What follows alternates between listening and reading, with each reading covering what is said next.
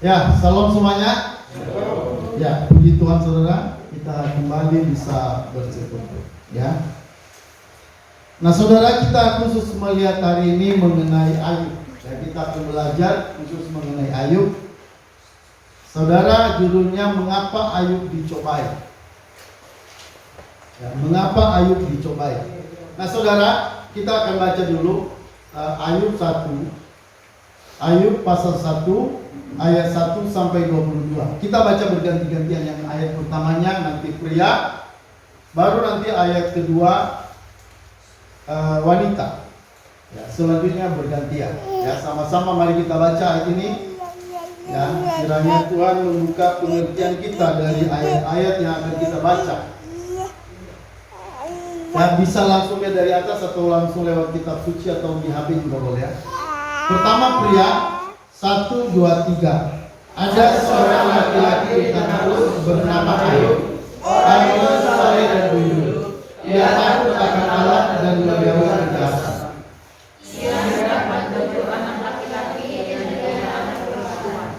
Ia memiliki 7.000 ekor kambing domba, 3.000 ekor unta, 500 pasang lembu, 500 keledai betina, dan budak-budaknya dalam jumlah yang sangat besar. Sehingga orang itu adalah orang yang terkaya dari semua orang di sebelah timur.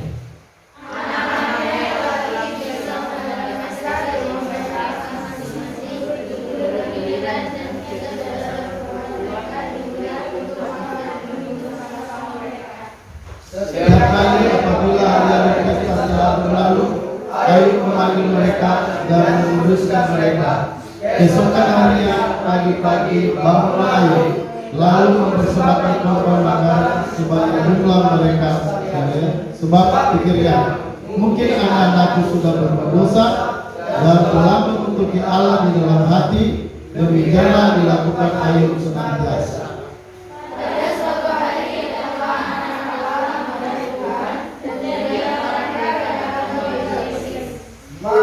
Bertanyalah kepada Iblis, dari mana engkau? Lalu jawab Iblis kepada Tuhan, dari perjalanan mengelilingi dan menjelajahi bumi. Lalu bertanyalah Tuhan kepada Iblis, apakah engkau memperhatikan hamba-Ku Ayub? Sebab tiada seorang pun di bumi seperti dia, yang demikian saleh dan jujur, yang takut akan Allah dan menjauhi kejahatan.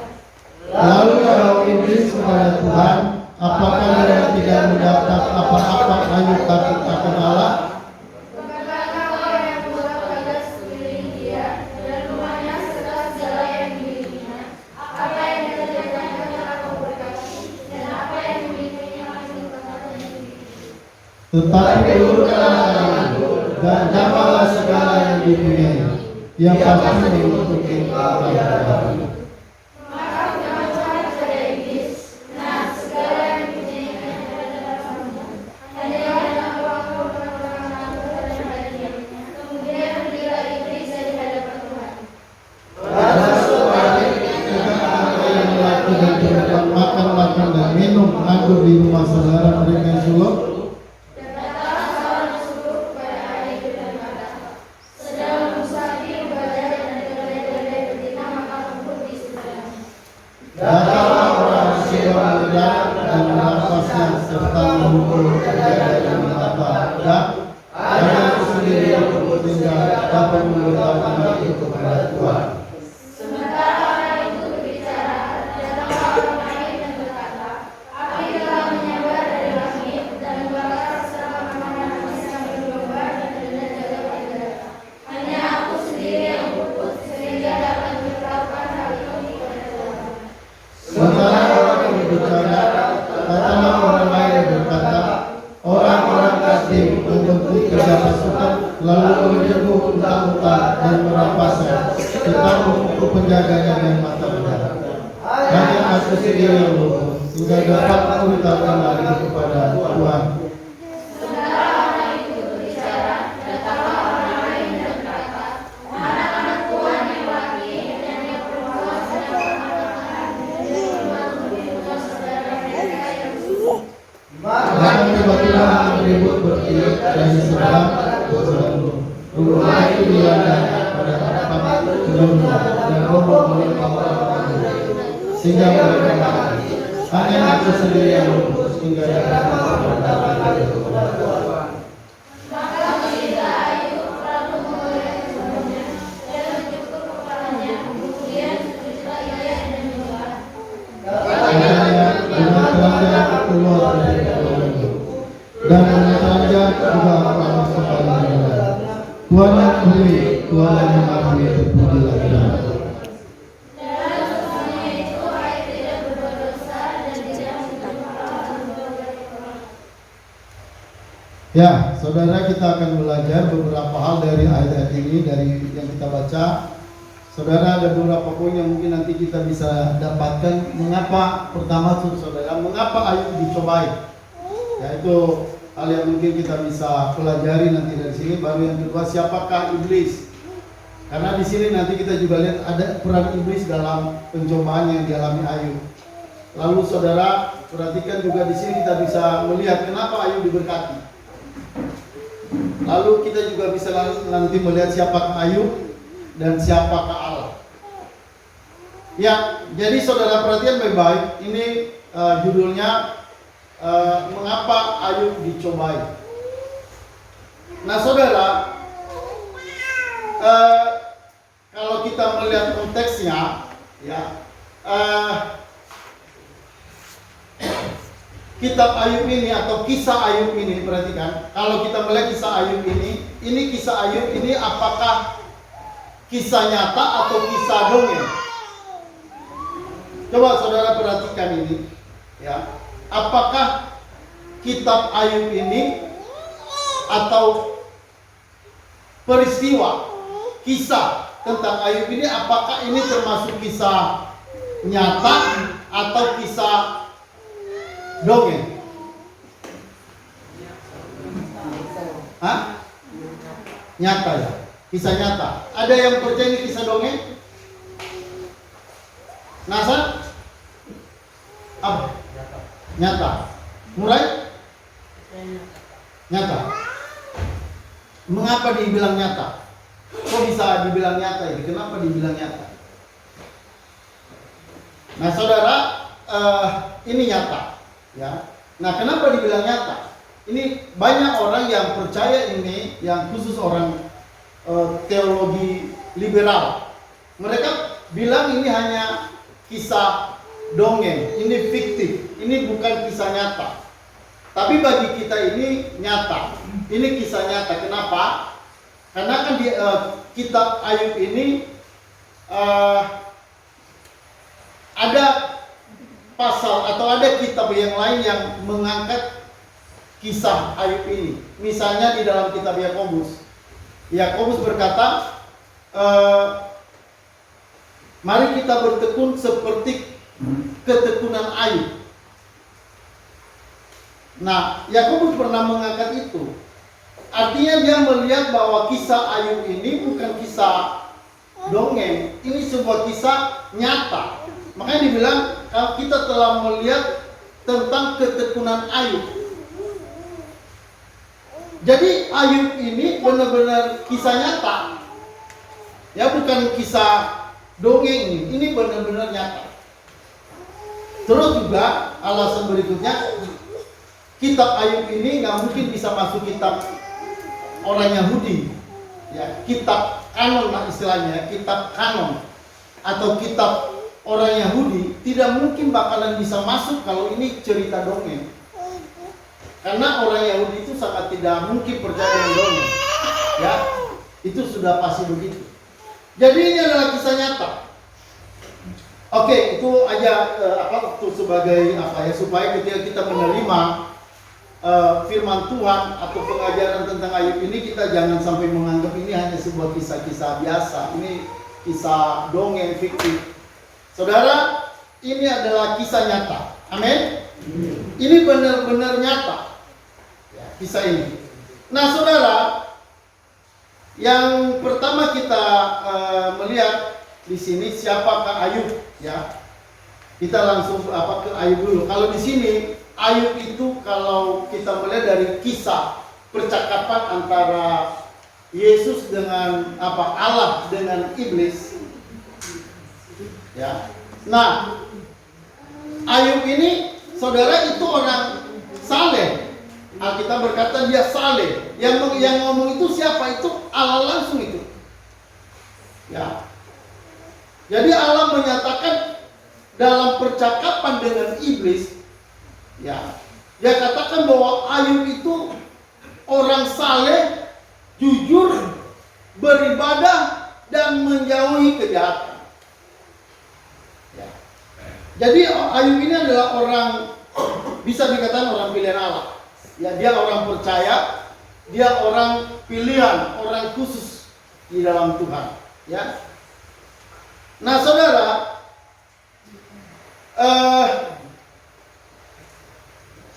kalau nanti kita melihat mengapa Ayub ini dicobai, coba saudara pikirkan, mengapa Ayub dicobai? Ada orang bilang bahwa Ayub dicobai itu karena apa? Karena ada dosa. Ada dosa dalam diri Ayub. Kebanyakan kita, saudara, menghubungkan pencobaan itu dengan dosa.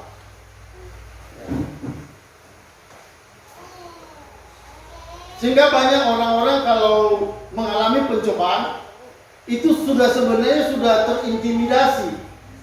Ya, jatuh dalam dosa itu disebabkan, jatuh dalam pencobaan-pencobaan itu karena dosa. Sehingga banyak orang jadi ketika menghadapi pencobaan dia nggak kuat berdiri, nggak teguh imannya. Kenapa? Karena dalam pikirannya pencobaan itu akibat dosa. Padahal sebenarnya kalau kita melihat Alkitab tidak. Malah sebenarnya karena kesalehan Ayub, malah sebenarnya itu dia jadi diuji sebenarnya. Ya. Nah, saudara, kalau kita melihat sebenarnya yang membuat gara-gara Ayub ini bisa dicobai atau dia mengalami pencobaan apa sebenarnya? Ya, itu bukan karena dosa, bukan karena ada dosa yang dibuat Ayub lalu dia dicobai. Tidak. Perhatikan baik-baik, pencobaan itu adalah, kalau kita melihat di sini, itu merupakan rancangan Allah. Allah yang merancang sehingga Ayub ini dicobai. Jadi bukan semata-mata karena Ayub berdosa. Ada banyak orang kadang menyinggung pencobaan yang dialami Ayub, lalu yang mereka lihat dosanya Ayub.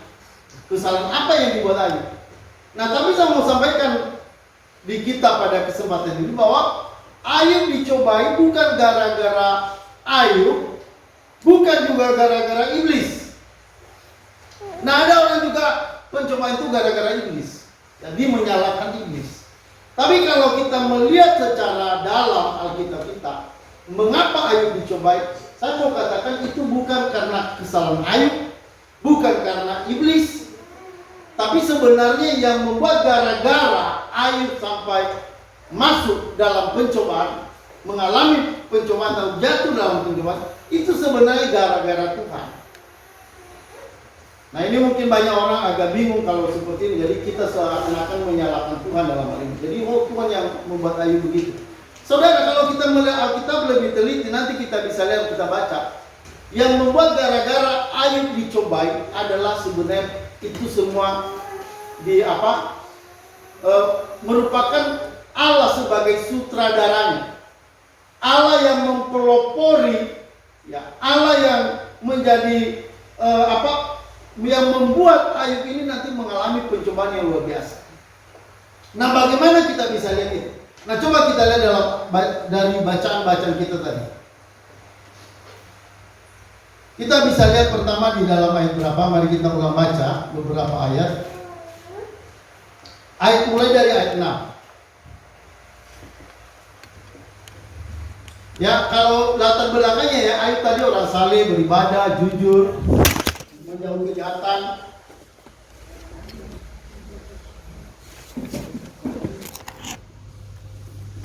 Tolong diterusin.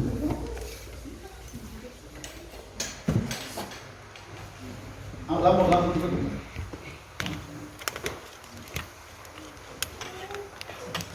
Agak dilebarin apa? Dilebarin. Oke, kita lihat dalam ayat 6, mulai ayat 6. ayat 6 dan 7. Sama-sama kita baca. Kita ulang baca ya. 1, 2, 3. Pada suatu hari datanglah anak-anak Allah menghadap Tuhan, dan di antara mereka datanglah juga iblis. Maka bertanyalah Tuhan pada iblis, dari manakah engkau? Lalu jawab iblis kepada Tuhan, dari perjalanan mengelilingi dan menjelajah bumi. Lalu bertanya, ayat 8, 1, 2, 3. Lalu bertanya Tuhan pada iblis, apakah engkau memperhatikan hamba Tuhan? Sebab tiada seorang pun di bumi ini seperti dia, yang demikian saleh dan jujur, yang takut akan Allah dan menjauhi kejahatan. Ayat 9. Lalu jawab iblis pada Tuhan, apakah dengan tidak mendapat apa-apa ayat takut akan Allah? Ayat 10. Bukankah engkau yang membuat pagar sekeliling dia dan rumahnya serta segala yang dimilikinya? Apa yang dikerjakannya telah kau berkati, dan apa yang dimilikinya makin bertambah dan dilebih. Ayat 11. Tetapi ulurkanlah tanganmu dan jamalah segala yang dipunyainya, ia pasti menutupi engkau di hadapan. Ayat 12.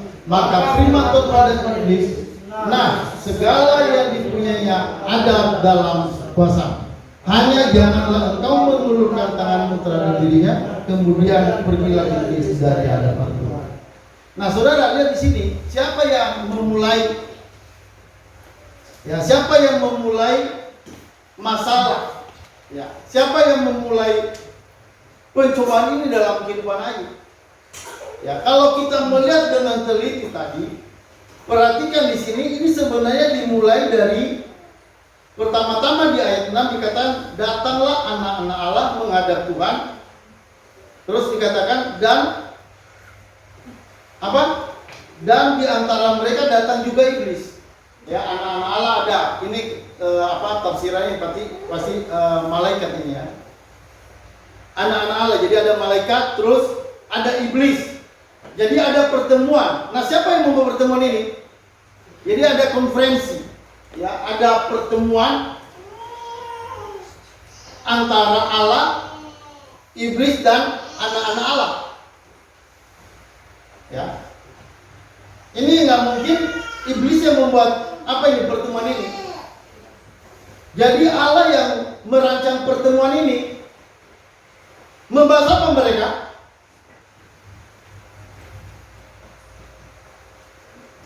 Nah, kalau kita lihat sini, perhatikan di ayat 6 tadi, pada suatu hari datanglah anak-anak Allah menghadap Tuhan, dan di antara mereka datang juga iblis. Jadi membuat pertemuan. Ini pertemuan di mana nih? Di mana? Pertemuan di mana? Hah? Di mana? Di Panti Asuhan? Atau di mana ini? Di Papua? Yang jelas ini bukan di sorga. Ya, pertemuannya ini ya di sebuah lokasi yang kita nggak tahu di mana tempatnya. Ini lokasinya tidak dikasih. Tapi saya yakin ini bukan di sorga. Karena di sorga itu nggak mungkin iblis ada. Karena iblis sudah dibuang dari sorga. Halo, amin. Amin. Jadi ini bukan pertemuan di sorga itu. Ya, nggak pantas iblis bisa masuk sorga. Jadi di suatu tempat di mana mereka membuat pertemuan, lalu perhatikan baik-baik. Allah bertanya, maka bertanyalah Tuhan pada iblis, dari manakah engkau? Lalu apa kata iblis? Lalu jawab iblis pada Tuhan, dari perjalanan mengelilingi dan menjelajah di bumi. Jadi Tuhan bertanya, dari mana engkau? Ya. Lalu kata apa? Kata iblis, dari mana? Ya, kalau orang Batak bilang jalan-jalan. Ya, jalan-jalan. Ya. Kalau orang Jawa bilang apa? Jalan-jalan. Hah? Jalan-jalan keliling. Apa? Yo, kalau bahasa Jawanya itu jalan-jalan. Melaku. Hah? Melaku. Melaku. Wah. Melaku katanya ya.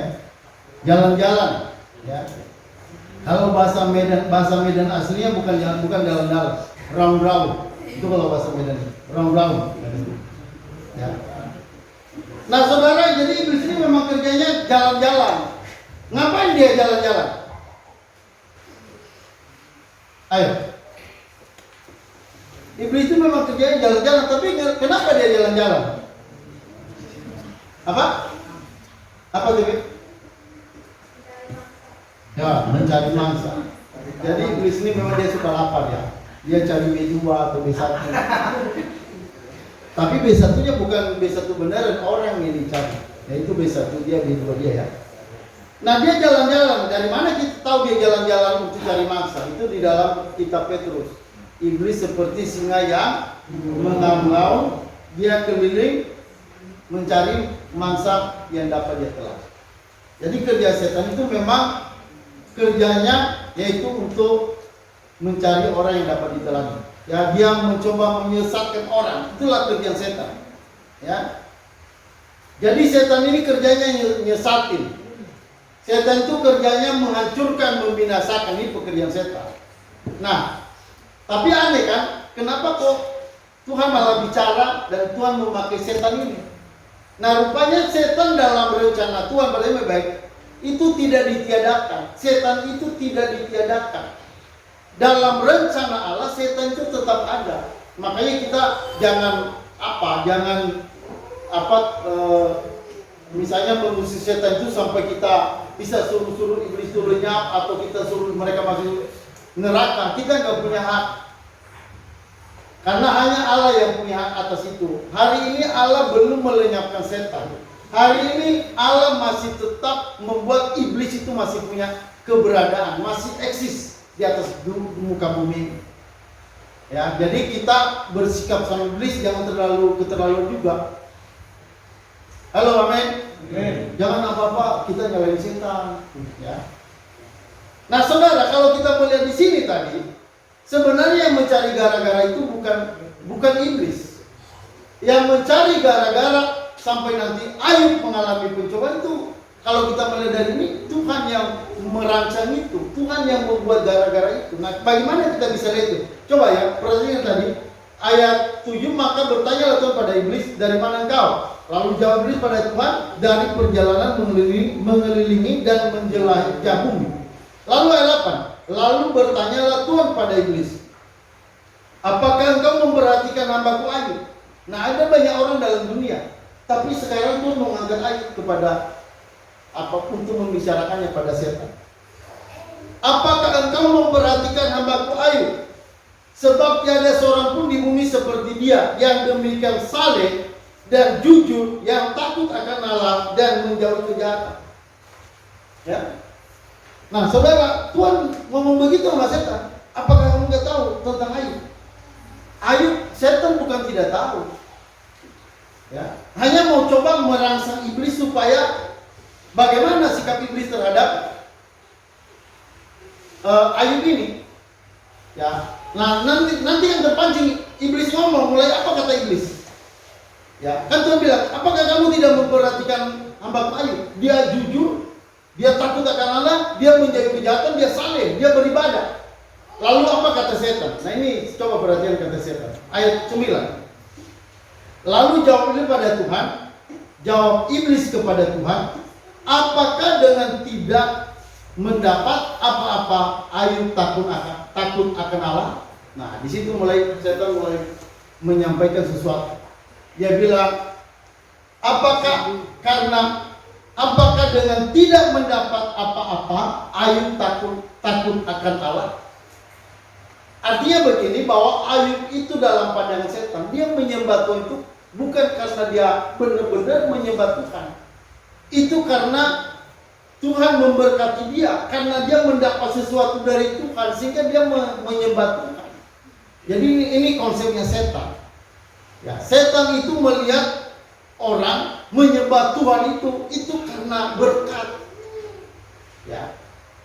Iblis begitu, dia konsep iblis ini doktrinnya iblis. Jadi iblis berkata bahwa orang menyembah Tuhan itu karena diberkati. Nah, ini perhatikan ya. Ini apa tadi? Doktrin setan. Ini bukan doktrin Allah, ini doktrin setan. Dan ini memang kebanyakan orang. Kebanyakan orang menyembah Tuhan itu hanya karena diberkati, takut tidak diberkati, jadi menyembah Tuhan.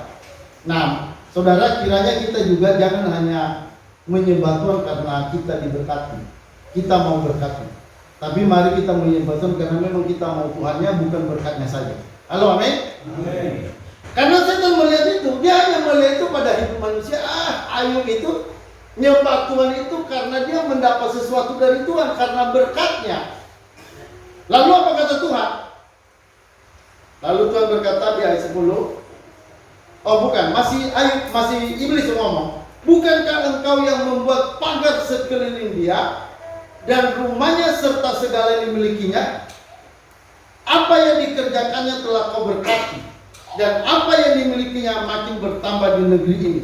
Ayat 11. Tetapi ulurkanlah tanganmu dan jamalah segala yang dia punyai. Ia pasti mengutuki engkau di hadapannya.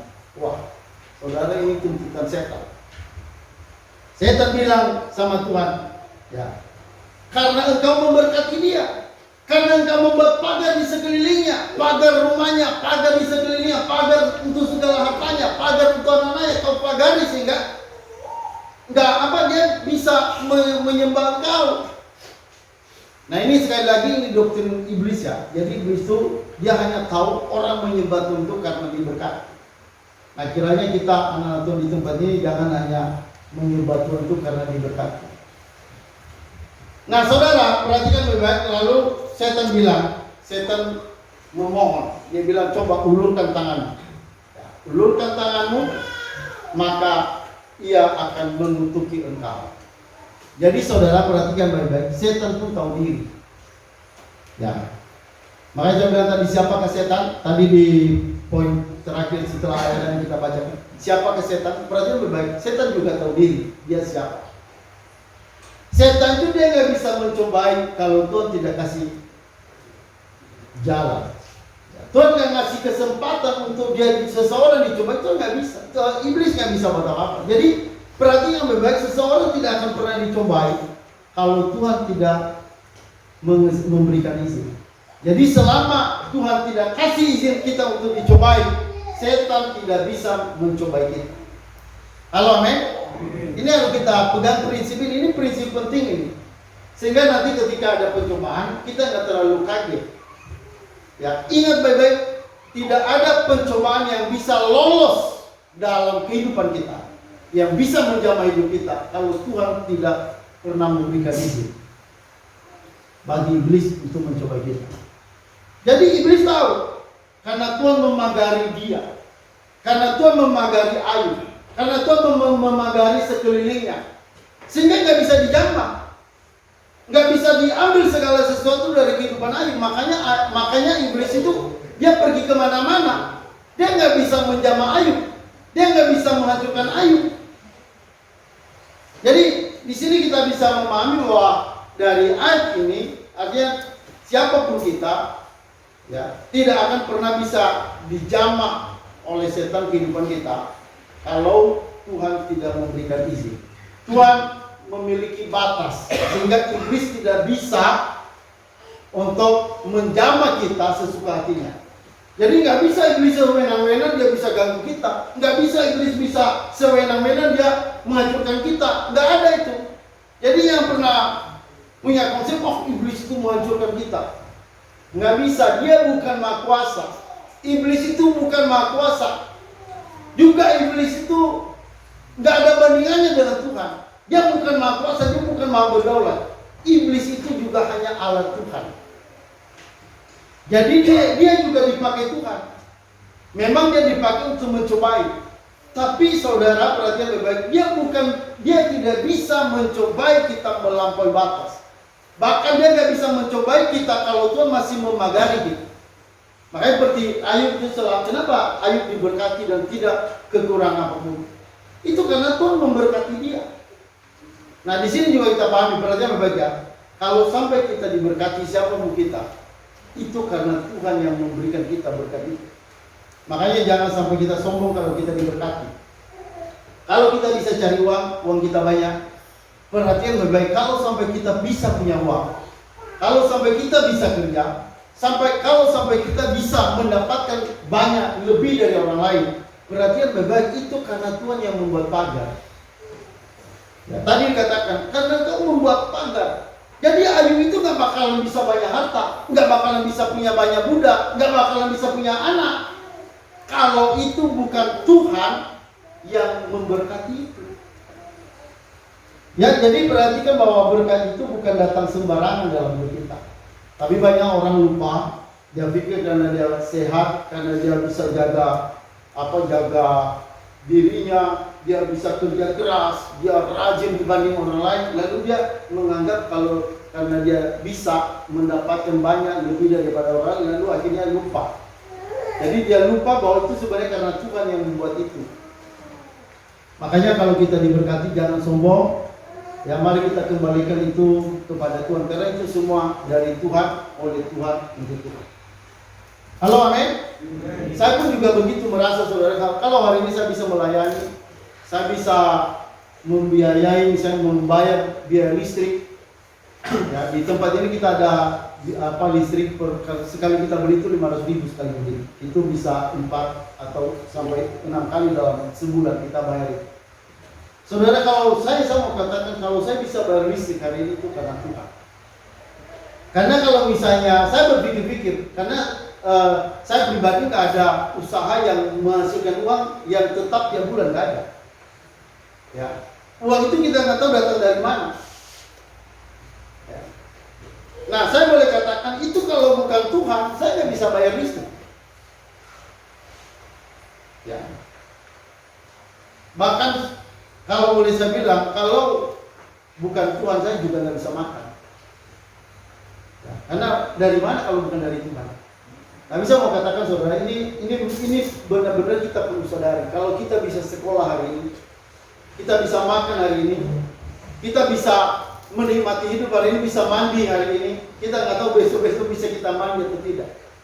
Ada banyak orang hari ini sudah mulai sumurnya kering. Ya, di sini juga sudah mulai terasa kering. Ya, katanya kalau kita hidupin air sekarang, kalau dulu mungkin bisa sejam, sekarang paling 15 menit. Wah, secara manusia sudah mulai pikir, wah kita harus beli air ini. Ya, secara manusia harus berpikir begitu dan sebagainya. Ya, banyak pikiran-pikiran. Tapi saudara, perhatian baik-baik. Apapun yang terjadi dalam hidup kita, itu tidak pernah terjadi sembarangan. Halo, amin? Amin.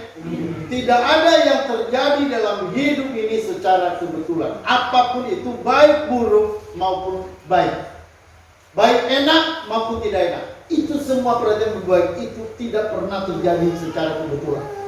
Tidak pernah terjadi sesuatu itu sembarangan dalam hidup kita. Apa yang datang dalam hidup, baik itu diberkati atau tidak diberkati, itu semua datang dari Allah. Ya. Nah, saudara, kita melihat kembali lagi. Jadi kalau kita melihat di sini, kenapa awalnya Tuhan memberkati Ayub? Kenapa Ayub begitu diberkati? Saudara, itu kita bisa lihat karena Allah membuat berkat. Allah memberikan berkat pada Ayub. Bahkan sampai iblis berkata tadi, karena engkau membuat pagar sekelilingnya.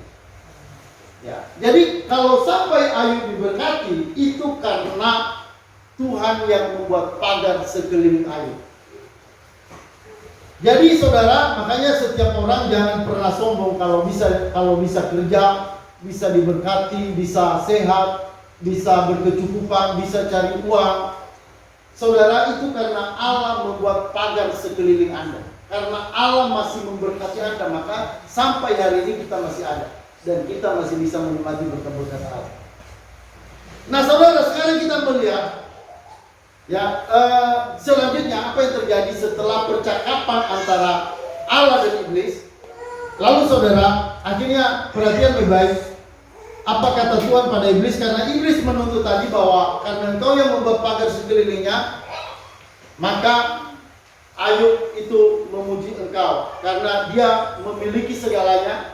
Dan akhirnya iblis juga nggak bisa mencobai, nggak bisa masuk dalam kehidupan Ayub sembarangan karena Tuhan tadi sudah memagari Ayub dengan berkat. Lalu saudara, perhatian baik-baik di sini, mulai Tuhan memberikan kesempatan bagi iblis untuk saudara melakukan sesuatu kepada Ayub.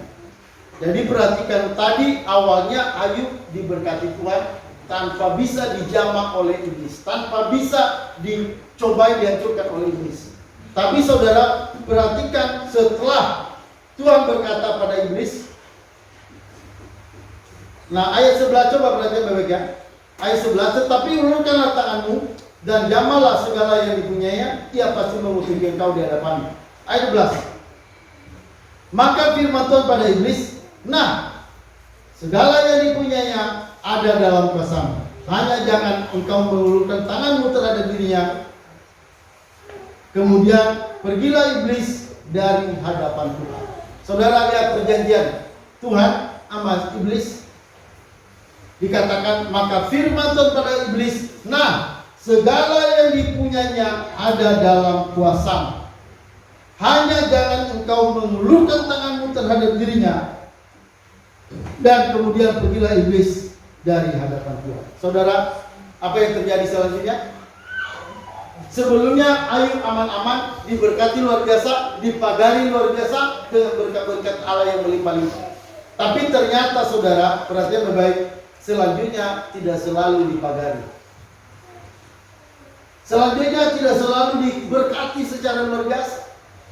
Sekarang tiba masanya, saatnya untuk Tuhan memberikan kesempatan bagi iblis untuk mencobai Ayub. Ya. Saudara, akhirnya iblis mulai melakukan pekerjaannya dengan sebaik mungkin. Dia mulai bersiap, lalu saudara mulai dia menghantam sesuatu dalam kehidupan Ayub. Ya. Coba perhatikan saudara, iblis tidak bisa berbuat apa-apa sebelum Tuhan memberikan izin pada iblis. Jadi iblis bukan maha kuasa, iblis bukan bukan yang memiliki kuasa yang besar. Tidak. Iblis pun hanyalah pesuruh. Iblis hanya pesuruh, dia hanya bisa melakukan sebatas Tuhan memberikan dia kesempatan atau Tuhan memberikan dia izin. Makanya dalam hidup ini tak usah khawatir kalau apapun yang terjadi, perhatikan baik-baik, ya, tidak akan terjadi apa-apa dalam hidup kita kalau Tuhan tidak pernah mengizinkan. Bahkan sehelai rambut pun tidak akan pernah jatuh di atas kepala kita kalau rambut kita memang Tuhan tidak izinkan jatuh. Nah saudara, selanjutnya apa yang terjadi kemudian? Nah saudara, perhatikan baik-baik, karena Tuhan memberikan izin pada iblislah, maka akhirnya Ayub harus mengalami cobaan-cobaan yang luar biasa. Nah, jadi perhatikan bahwa cobaan itu sebenarnya datang dari Tuhan. Itu pengaturan Tuhan. Itu pencobaan itu diatur Tuhan. Jadi selama Tuhan tidak kasih izin, pencobaan itu tidak akan pernah masuk dalam kehidupan. Makanya bersyukurlah kalau hari ini kita masih baik-baik saja. Halo, amin. Kalau kita dalam keadaan baik-baik saja, itu artinya Tuhan masih memagari kita. Tuhan masih membuat pagar atas sekeliling kita. Tuhan masih melindungi keluarga kita. Tuhan masih melindungi anak-anak kita. Tuhan masih melindungi tubuh kita, kesehatan kita, keuangan kita, pekerjaan kita dan sebagainya. Tapi tiba masanya saudara, Tuhan yang memberikan izin bagi setan untuk mengambil semua yang dimiliki oleh Ayub. Ya, saudara, apa yang terjadi setelah Ayub mengalami cobaan? Ya, saudara, kita baca sebentar, saya baca ya. Mari kita lihat sebentar. Coba saudara kita melihat dalam ayat 13. Ini pencobaan mulai masuk ya. Pagar udah mulai diambil, mulai dilepas. Pagar-pagar yang tadi memagari Ayub, sekarang pintu-pintu pagarnya dibuka. Nah, kita melihat dalam 13. Pada suatu hari ketika anak-anak Ayub, anak-anaknya yang lelaki dan yang perempuan makan-makan dan minum-minum anggur di rumah saudara mereka yang sulung, datanglah seorang pesuruh kepada Ayub dan berkata, sedang lembu sapi membajak dan keledai-keledai betina makan rumput di sebelahnya. Datanglah orang-orang Seba menyerang dan merampasnya serta memukul penjaganya dengan mata pedang. Hanya aku sendiri yang luput sehingga dapat memberitahukan hal ini kepada Tuhan. Jadi saudara, dikatakan mulai lembu sapi, ya, keledai-keledainya itu semua dipukul, diserang habis oleh orang-orang Seba. Mulai pencobaan yang pertama datang. Ya, saudara, masih ronde pertama ini, ya, belum ronde kedua. Nah, kita lihat ronde keduanya, ayat 16. Sementara itu berbicara datanglah orang-orang lain dan berkata, api telah menyambar dari langit dan membakar serta memakan habis kambing domba dan penjaga-penjaga. Hanya aku sendiri yang luput. Sehingga dapat memberitahukan hal itu kepada Tuhan. Nah, udah ronde kedua masuk. Kita lihat lagi ronde ketiga, ayat 17. Sementara orang itu berbicara, datanglah orang lain yang berkata, orang-orang Kasdim membentuk 3 pasukan, lalu menyerbu unta-unta dan merampas serta memukul penjaganya dengan mata pedang. Hanya aku sendiri yang luput, sehingga dapat memberitahukan hal itu kepada Tuhan. 18. Sementara orang itu berbicara, datang orang lain dan berkata, anak-anak Tuhan yang lelaki dan perempuan sedang makan-makan dan minum anggur di rumah saudara mereka yang sulung. Maka tiba-tiba angin ribut bertiup dari seberang padang gurun. Rumah itu dilandanya pada 4 penjurunya dan roboh menimpa orang-orang muda itu sehingga mereka mati. Hanya aku sendiri yang luput sehingga dapat memberitahukan hal itu kepada Tuhan. Saudara, hartanya diambil, kambingnya diambil, keledainya diambil, anaknya juga diambil, dibabat habis, tidak ada yang tersisa. Lalu saudara, jadi ini tadi pagarnya udah diambil, pagarnya udah dibuka. Dulu Allah memagari hidup Ayub, dulu Allah mengunci hidup Ayub sehingga tidak ada iblis yang bisa masuk. Ya. Nah, saudara, sekarang pintu-pintunya, gembok-gemboknya, ya, rantai-rantai yang menjaga rumahnya Ayub itu dibuka semua. Enggak ada, sampai tidak ada yang tersisa. Anaknya pun, berapa anaknya Ayub? 10 orang itu dibabat habis. Tuhan hanya ngasih izin, Ayub tidak boleh kau apa-apain. Hanya Ayub aja yang dilarang. Anak boleh diambil semua, harta boleh diambil semua. Tanah semua, rumah semua, kekayaan budak-budak semua dilenyapkan sekalian. Wah, ini ngeri ya. Kalau melihat bentuk begini, siapa yang bisa tahan? Ini pasti Ayub menjerit. Tapi kita masih lihat luar biasa, Ayub masih hebat. Kalau kita lihat ya, imannya Ayub masih kokoh di sini. Coba lihat ayat berapa itu, ayat 20. Kita baca ayat 20, sama-sama kita baca 1, 2, 3. Maka berdirilah Ayub, lalu mengoyak jubahnya dan mencukur kepalanya, kemudian sujudlah dia dan menyembah.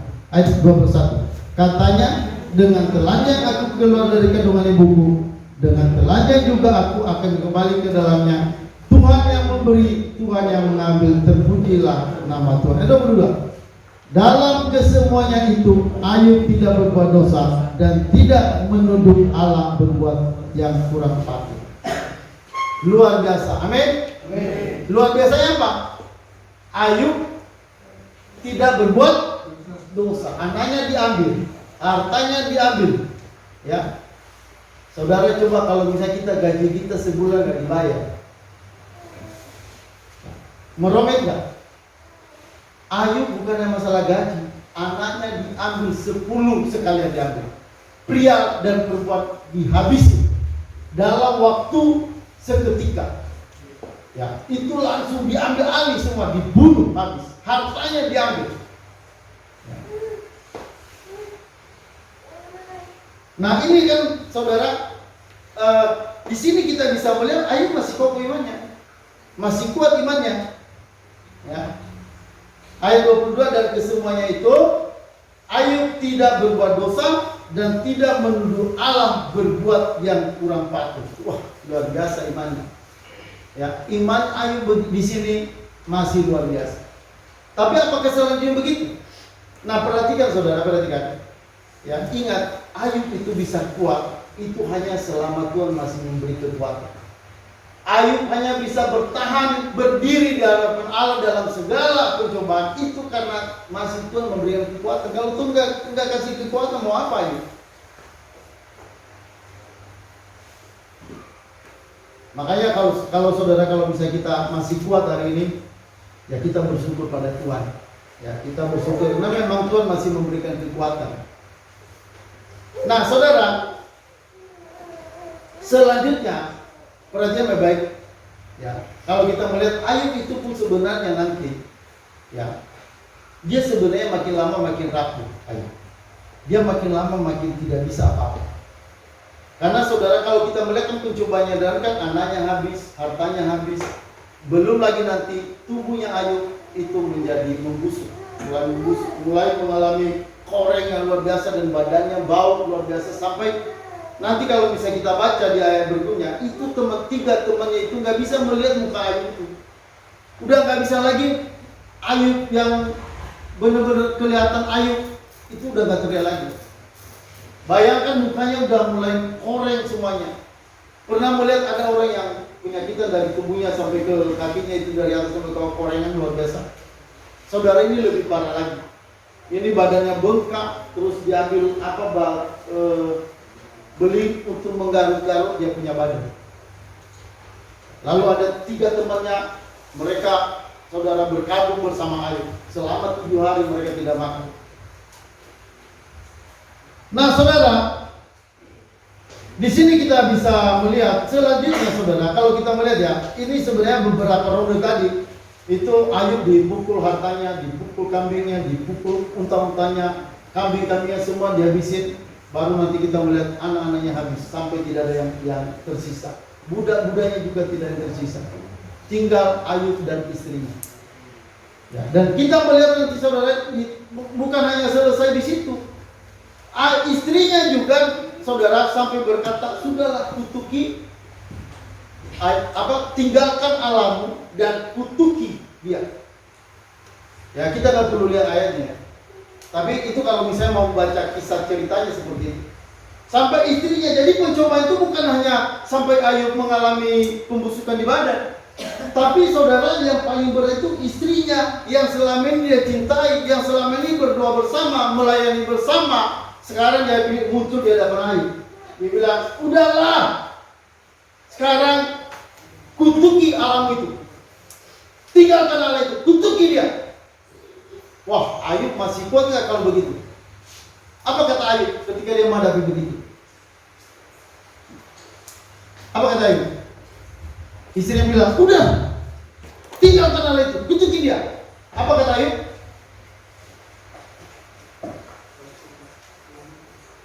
Apa, Ivan? Apa kata Ayub?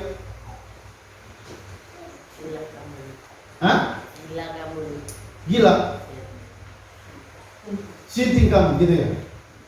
Kau gini perempuan gila. Wah, berarti Ayub masih kuat imannya itu. Di situ Ayub masih kuat. Ya. Dia bilang, kau ini istri gila kau ini. Ya. Dia bilang, kamu ini hanya mau menerima apa yang baik dari Allah. Yang buruk nggak mau kau terima. Nah, kalau kita lihat Ayub masih luar biasa imannya, masih luar biasa. Tapi berarti berbeda.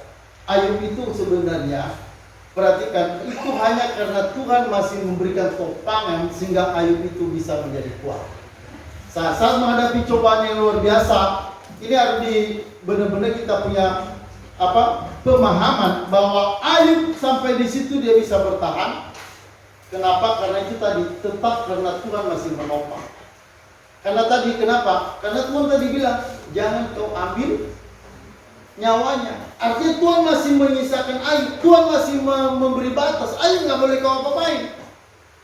Ayub nggak boleh kau ganggu kehidupannya Ayub. Boleh yang ambil yang lain, tapi Ayub tidak boleh. Jadi saudara, kenapa Ayub masih bisa bertahan? Itu karena Tuhan masih memberikan penjagaan pada Ayub. Jadi boleh kau ambil yang lain, jadi pagar buat semua yang lain boleh dilepas, boleh dimasukin oleh iblis, tapi Ayub masih dilindungi Tuhan. Makanya kalau kita lihat, jadi kalau dibilang iman Ayub itu sebab apa sih imannya? Kalau saya boleh sampaikan, iman Ayub sebenarnya nggak apa-apa, nggak ada apa-apanya kalau itu bukan Tuhan yang nopang. Siapa manusia yang bisa bertahan iman untuk bisa berdiri di hadapan Allah memuji Allah ketika semua anaknya habis dalam seketika? Tak usah semua habis, satu saja anak kita misalnya diambil, itu kan udah melukai hati kita. Dan kita mungkin sudah mulai menyalahkan Allah. Lah, kenapa Allah melakukan begini pada saya? Waktu saya punya saudara adik sakit, namanya Yusma, dan itu udah meninggal. Stres, saya sudah sedang melayani Tuhan. Tiba-tiba saya dengar suara, saya dengar kesaksian cerita adik saya gila. Stres, katanya di Medan dia naik gunungan rumah orang. Lalu saudara, tiba-tiba saya mulai nyalakan Tuhan. Tuhan, saya melayani Tuhan, tapi kenapa kok adik saya diperlakukan begitu? Wah, itu nggak bisa saya terima. Tapi ya memang nggak ada daya, mau apa, mau prosesnya bagaimana. Akhirnya pelan-pelan saya akhirnya nerima. Ya, tapi itu tidak semudah itu. Ya, nggak semudah itu bisa nerima. Kok adik saya buruk begitu, dibuat Tuhan begitu. Padahal saya kan udah melayani Tuhan. Masa Tuhan nggak melihat saya berdoa setiap hari, melayani setiap hari, berkunjung setiap hari, berpuasa dan sebagainya. Saya melayani Tuhan. Dan ternyata saudara, Tuhan diam dan tidak mau memberikan sebuah jawaban yang jelas buat saya pada waktu itu. Tapi memang mulai lama-lama saya ngerti memang kalau Tuhan punya kuasa untuk melakukan apa saja dalam hidup kita. Halo, amin. Dia berdaulat, dia berkuasa, dia yang mencipta. Lalu masa dia nggak berkuasa memperlakukan kita apa saja? Nah saudara, jadi tidak mudah kita bisa menerima sebuah hal yang begitu berat dan kita masih bisa memuji Tuhan. Ayo nyanyi happy birthday to you waktu mengalami ini. Kita di sini bisa karena dikasih makanan, dikasih nasi kotak. Kita tepuk-tepuk tangan. Ya, selama ulang tahun kami ucapkan. Belum lagi dikasih kado dan sebagainya. Tapi Ayub, dia bukan menyanyikan hari ulang tahun, dia malah mengutuk hari ulang tahunnya.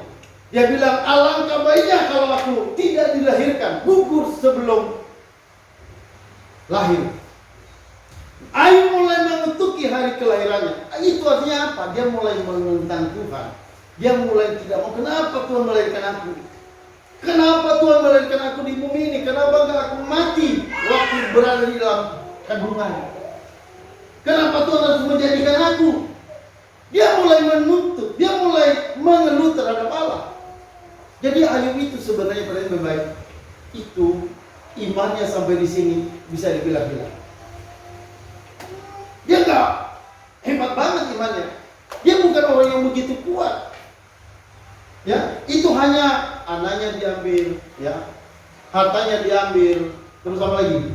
Badannya sakit, ya, istrinya mulai menyuruh tinggalkan Allah, baru teman-temannya mulai justice, mulai menghakimi dia.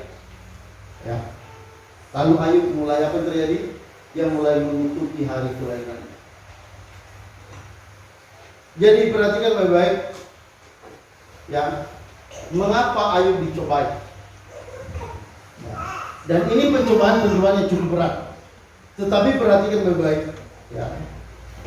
Tentu kenapa dicobai begini? Pasti Tuhan punya tujuan. Ya, kenapa? Ya, ini sebenarnya supaya Ayub, saudara, kehidupannya itu memiliki kualitas yang benar-benar semakin disempurnakan di hadapan Tuhan. Ya. Jadi kalau kita melihat bahwa memang Tuhan punya rencana, dia mengambil orang-orang yang berdosa, orang-orang yang jatuh dari dalam dosa, jatuh dalam pencobaan-pencobaan. Untuk apa? Untuk menjadi orang-orang yang memuliakan Tuhan. Jadi kejatuhan manusia dalam dosa itu bukan sebuah rencana Allah yang gagal. Ya, termasuk ketika Ayub sampai mengutuki hari kelahirannya. Itu kan artinya dia berbuat dosa di situ. Memang di ayat berapa tadi? Pasal 1. Itu memang tadi dikatakan dan Ayub tidak berbuat dosa di situ. Dia tetap memuji Allah. Tapi pasal 3 dia udah mulai mengutuk. Dia mulai nggak bisa menerima. Nanti kalau misalnya baca ayat berikutnya, dia mulai bilang, kenapa Tuhan berbuat yang begitu terhadap saya? Kenapa Allah melakukan ini pada saya? Apa kesalahan saya? Apa kekurangan saya? Jadi Ayub, perhatikan, dia pikir dirinya bagus. Dia pikir dirinya saleh. Dia pikir dirinya belum begitu berkenan di hadapan Allah. Padahal itu karena hanya Allah punya anugerah terhadap dia. Ya. Makanya nanti kalau kita melihat Ayub akhirnya sadar. Ketika pencobaan-pencobaan itu makin menguat, makin menekan dirinya, ya, lalu saudara, Tuhan mulai beracara pada Ayub. Jadi sebenarnya Tuhan mau apa di situ? Allah mau supaya Ayub ini menyadari bahwa dia itu bukan orang hebat, dia itu bukan orang yang luar biasa, dia itu adalah orang paling hina, dia itu adalah orang yang paling bodoh kalau di hadapan Allah, orang bobrok di hadapan Allah. Kalau dia diterima oleh Allah, itu hanya karena sebuah anugerah. Karena Allah mengasihi dia, karena Allah beranugerah, karena Allah masih menopang dia, makanya dia bisa berdiri di hadapan Allah hari ini.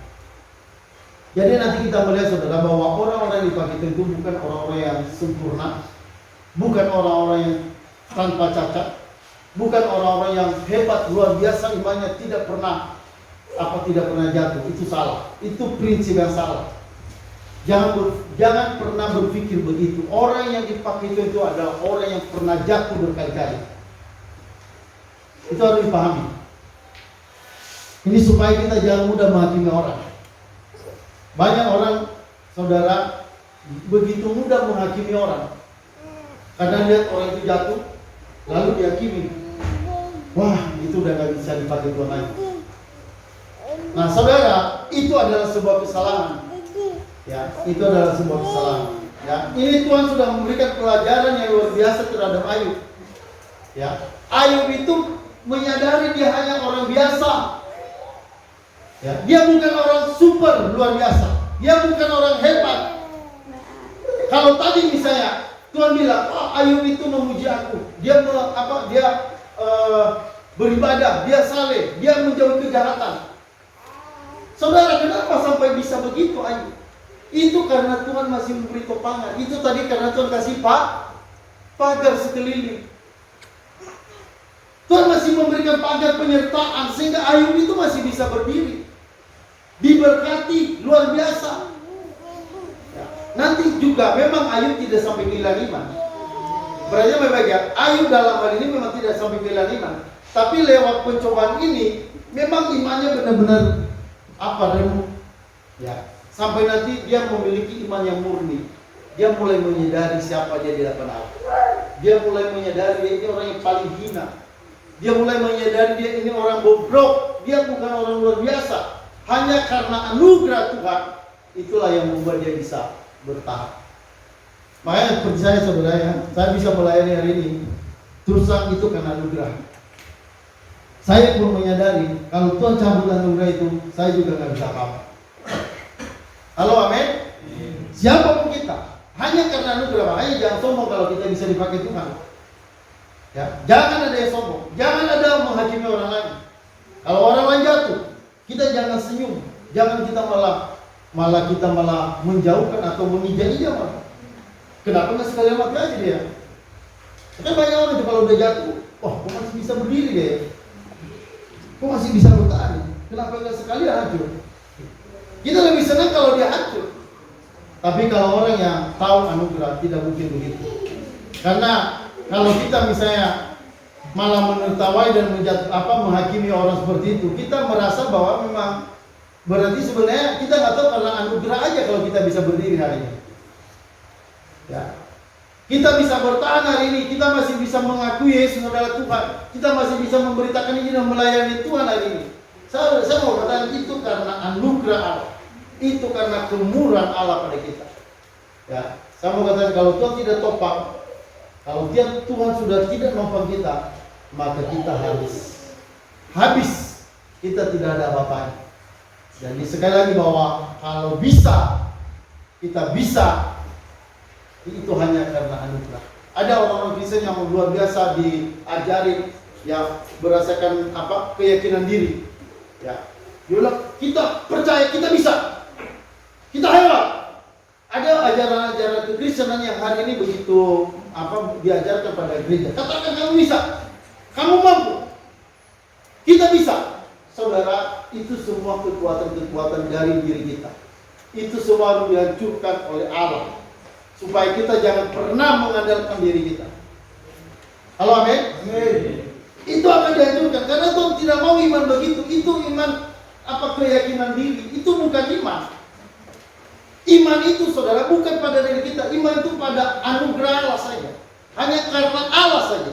Bukan karena diri kita. Bukan karena dari kemampuan kita. Ya. Jadi ini sangat penting untuk kita pahami supaya saudara kita bangkit dan kita juga bisa hari ini bisa bersuka cita itu karena anugerah Tuhan itu. Sehingga kita tiada putusnya untuk mengucap syukur di hadapan Allah. Kalau hari ini kita bisa melayani, kalau hari ini kita bisa berdiri, Kalau hari ini kita diberkati, kita bisa cari uang, ya itu semua karena Tuhan yang masih memberi pagar sekeliling kita. Kalau setiap pagar itu dibuka, ya setiap pintu-pintu, kunci-kunci itu dibuka, gembok yang dulu ditutup sehingga iblis nggak bisa masuk. Tapi kalau pintu-pintu dibuka, kita nggak bisa apa. Kita tidak akan bisa apa. Nah saudara, apa tujuan Tuhan terhadap Ayub? Kenapa Ayub harus mengalami ini?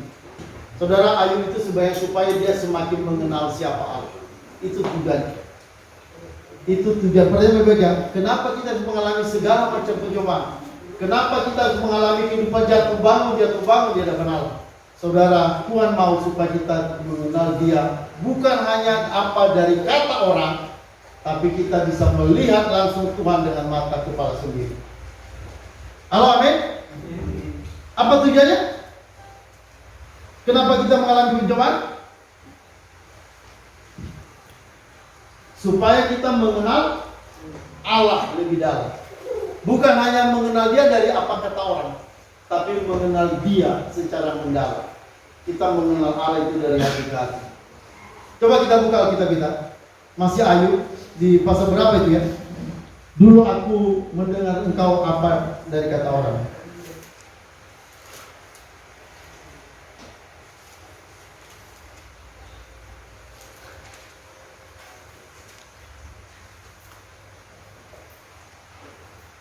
Coba di ayat berapa itu? Pasal 42. Mari kita buka pasal 42.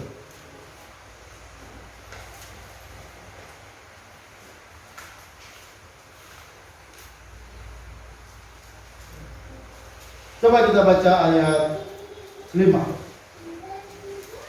Ayub 42 ayat 5. Setelah melewati pencobaan, ini hari-hari setelah menyelesaikan mengalami pencobaan itu, dan ini sudah hampir selesai pencobaan yang dialami Ayub yang luar biasa. Saudara, sekarang apa yang dialami Ayub berikutnya? Dia mulai mengalami pengenalan dengan Tuhan yang luar biasa. Makanya mengapa Ayub dicoba? Sebenarnya tujuan Tuhan supaya kita bisa mengenal Dia lebih dalam. Mengenal Tuhan itu jauh lebih indah dari apapun. Halo, amin? Amin.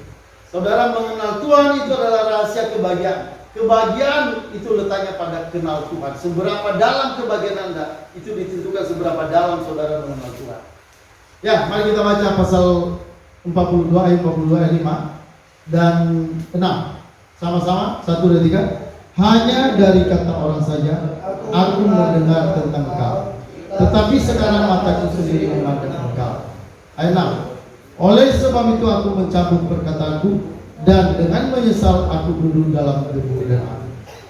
Saudara, awalnya Ayub hanya mendengar tentang Allah itu dari apa? Dari apa kata orang. Ini tahap pengenalan dengan Tuhan. Saudara, berarti baik kita mengenal Allah lewat apa kata orang. Makanya belajar Alkitab, belajar teori. Jadi teori dulu. Ada banyak orang, aku nggak perlu Alkitab, saya langsung bersekutu dengan Tuhan. Saya mau intim langsung dengan Tuhan, itu nggak bakal bisa. Cara Tuhan menyatakan diri itu lewat pembelajaran, lewat dengar apa kata orang. Ayub mengalami melewati itu.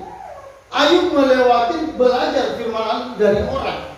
Makanya bilang, hanya dari kata orang saja aku mendengar tentang engkau, tetapi sekarang mataku sendiri memandang engkau.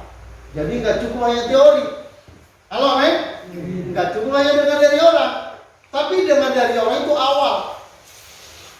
Anda tidak bisa langsung mengenal Tuhan intim dengan Tuhan. Ada orang dulu pemimpin pujian. Saya lihat karena mereka masih baru-baru bertobat, terus mereka dikasih kesempatan memimpin pujian. Oh saudara, saya melihat kalau dia memimpin pujian seakan-akan dia kayak orang yang sudah begitu akrab dengan Tuhan. Dia bilang, saudara-saudara, berdasarkan keintiman saya dengan Tuhan, saya mendengar suara Tuhan. Saya sudah lama, saya melihat mereka masih baru. Terus saya pribadi dalam hati saya itu belum seintim itu dengan Tuhan. Tapi dia ini baru bertobat, udah bisa memimpin pujian, langsung bilang, wah saudara-saudara, berdasarkan keintiman saya dengan Tuhan. Saya melihat, wah saya seperti agak iri juga, wah luar biasa begitu intim dengan Tuhan. Tapi tidak seperti itu. Halo, amin? Sebenarnya bukan seperti itu. Nggak ada orang yang begitu luar biasa, hebat, dia bisa langsung intim dengan Tuhan. Keintiman dengan Tuhan itu melewati berbagai macam pengalaman. Halo, amin? Jadi bukannya dengan teori. Teori itu bagus, itu memang awal. Tapi selanjutnya harus masuk dalam praktik, pengalaman. Pengalaman kita bersama Tuhan. Jadi setiap hari itu kita mengalami Tuhan. Ketika kita dikasih kerja apa, dikasih tugas apa, melakukan apa, mengalami apa, menjalani apa, itu semua ada urusan dengan Tuhan. Untuk menyatakan siapa Tuhan dalam hidup kita. Nah, saudara perhatikan. Lihat Ayub tadi kan, apa hanya dari kata orang saja aku mendengar tentang kau, tapi sekarang mataku sendiri memandang kau. Nah, Ayub lihat, makin dekat dengan Tuhan dia makin menyesali keadaannya. Ayat 6. Oleh sebab itu, aku mencabut perkataanku dan dengan menyesal aku duduk dalam debu dan tanah. Orang yang semakin dalam dengan Tuhan, dia semakin sadar siapa dia. Dia semakin merasa diri malu di hadapan Allah. Maka dia kata, oleh karena itu aku mencabut perkataan. Jadi banyak hal yang dia omongkan Ayub dulu. Ya, banyak apa ya dia bilang, apa Tuhan? Salah apa aku? Sampai dia mengutuk hari kelahirannya. Dia merasa diri benar di hadapan Allah. Ya. Makanya ketika saudara teman-temannya tiga sahabat itu datang dan mengatakan kamu salah yuk. Yuk kamu salah. Ayub bilang tidak, apa kesalahan saya? Nah itulah yang akhirnya Ayub merasa diri hina. Makanya dikatakan, oleh sebab itu aku mencabut perkataanku dan dengan menyesal aku duduk dalam debu dan abu. Ini artinya menyesal aku duduk dalam debu dan abu itu artinya dia tahu dia adalah orang hina. Dia pantasnya duduk di atas debu. Itu artinya dia mulai merasakan, mulai tahu siapa dia. Dia bukan orang hebat. Dia bukan orang beriman luar biasa. Ya. Jadi saudara perhatikan baik-baik. Makin mengalami Tuhan, makin mengenal Tuhan, makin dekat dengan Tuhan, kita juga makin merasa diri, makin kita sadar kita ini orang paling hina. Kita ini orang paling bodoh, paling banyak dosa, paling banyak kesalahan yang kita buat. Jadi makin dekat dengan Tuhan bukan makin membenarkan diri. Makin dekat dengan Tuhan makin menyadari kita orang yang sebenarnya kita ini gak pantas. Sebenarnya kita ini orang yang kurang, jauh dari yang Tuhan harapkan. Tapi hanya karena anugerah aja kita bisa. Jadi Ayub dulu sombong. Dia seperti membenarkan diri. Dia seperti, aku udah tahu semua. Dia udah tahu. Bahkan dia berani berperkara dengan Tuhan. Dia bahkan berani menyalahkan Tuhan. Nah saudara, ini hal yang harus kita pahami. Yang jelas bahwa tujuan pencobaan itu membuat kita semakin kenal Tuhan. Dan orang yang semakin kenal Tuhan, dia semakin mengenal siapa dirinya. Dia orang yang paling hina. Makanya seperti kalau kita lihat seperti siapa itu Paulus, dia melayani Tuhan luar biasa, tapi dia merasa dirinya paling hina di antara yang lain, paling berdosa di antara yang lain. Makanya kalau misalnya Ayub dituduh apa-apa dia nggak marah, karena dia merasa diri orang paling hina kok. Jadi kalau saudara dianggap buruk oleh orang lain, saudara harus membenarkan itu sehingga Anda nggak marah. Sebenarnya bahkan Anda lebih buruk daripada apa yang buruk yang dikatakan orang pada kita.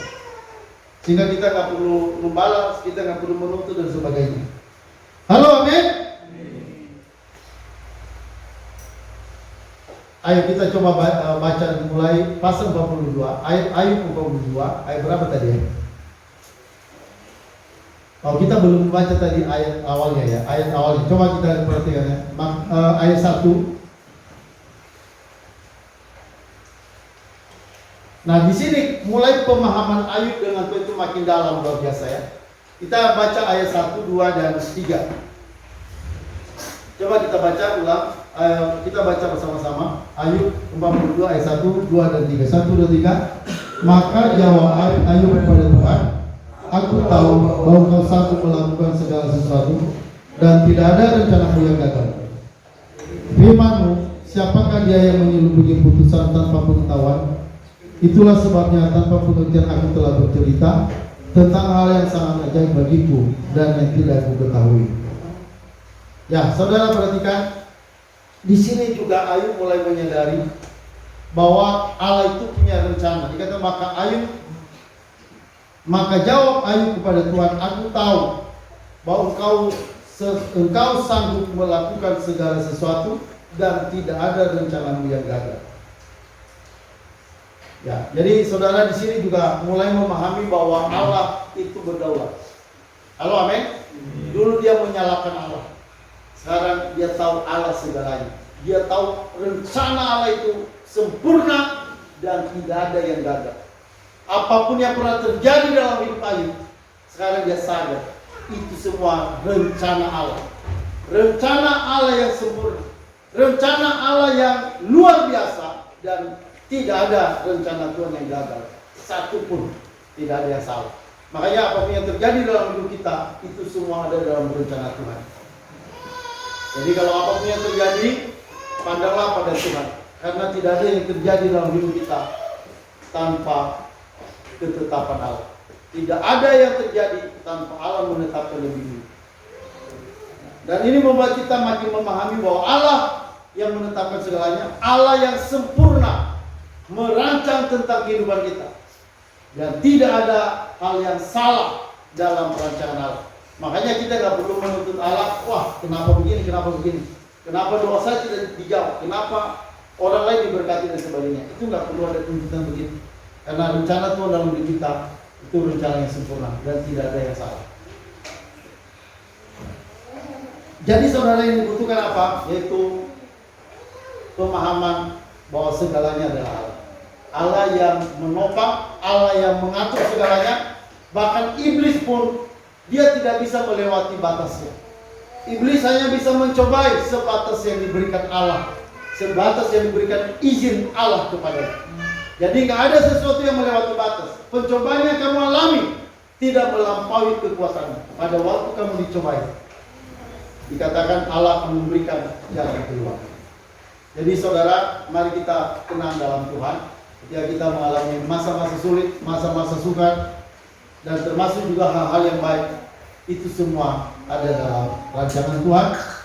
Dan karena itu mari kita berserah penuh pada Tuhan, mengandalkan Dia segalanya. Saudara, apa semua tujuan ini? Supaya kita boleh melayani Dia.